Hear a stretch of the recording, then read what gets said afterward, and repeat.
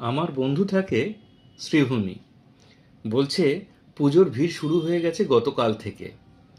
দর্শনার্থীরা নাকি রেকি করতে আসছে। তার কারণ কি? কোন দিক দিয়ে ঢুকলে কোন দিক দিয়ে তাড়াতাড়ি বেরিয়ে আসা যায়, সেই কারণে। বহু গাড়ি বাস নাকি রাস্তা খালি থাকা সত্ত্বেও দাঁড়িয়ে রয়েছে। জিজ্ঞেস করলে বলছে জ্যাম জ্যাম খেলছি, পুজো আসছে তো। উড়ন্ত অবস্থায় একটা প্লেনের পাইলট তার পাশের প্লেনের পাইলটকে মোবাইলে টর্চ জ্বালিয়ে বিরক্ত করছে। জিজ্ঞেস করলে বলছে পুজো আসছে তো, এদিক ওদিক থেকে অনেক লাইট এসে চোখে পড়ে, তাই এখন থেকেই চোখ সেট করে নিচ্ছি।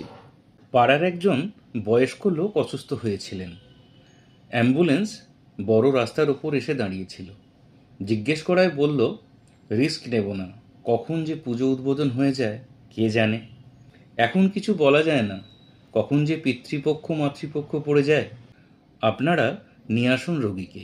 বন্ধুকে জিজ্ঞেস করলাম প্যান্ডেল কত দূর। বন্ধু বলল প্যান্ডেল?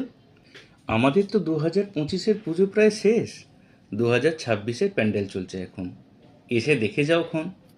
পাশাপাশি দুটো কাজ চলছে, একটা প্যান্ডেল খোলা হচ্ছে আর একটা প্যান্ডেল শুরু হচ্ছে। আমরা এগিয়ে আছি বস। দুর্গাদেবী নাকি প্রত্যেকবার শ্রীভূমিতে সবাইকে নিয়ে আসতে পারেন না। এত জলদি শুরু হয়ে যায় পুজো, এক দুজন বাদ থেকেই যায় হামেশাই। ওখানে এখন বিজয়ের কোলাকুলি চলছে। মিষ্টির দোকানে নাড়ু বিক্রি শুরু হয়ে গিয়েছে। গতকাল রাত্রে ফিরছিলাম ওদিক থেকে, একটি লোক দেখলাম লেকটাউনের ওই বিগ বেনের দিকে হাঁ করে তাকিয়ে দেখছে। আমি অবাক হয়ে গাড়ি থামিয়ে জিজ্ঞেস করলাম, ও দাদা, মাঝ রাস্তায় দাঁড়িয়ে কি দেখছেন? ভদ্রলোক বেশ কিছুক্ষণ বাদে আমার দিকে তাকিয়ে বললেন, এই ঘড়িটা হেব্বি করেছে না দাদা? লন্ডনে দাঁড়িয়ে আছি মনে হচ্ছে না?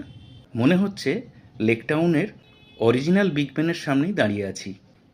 লেখককে কুর্নিশ, কে লিখেছেন আমি জানি না, ভালো লাগলো তাই পাঠ করে শোনালাম।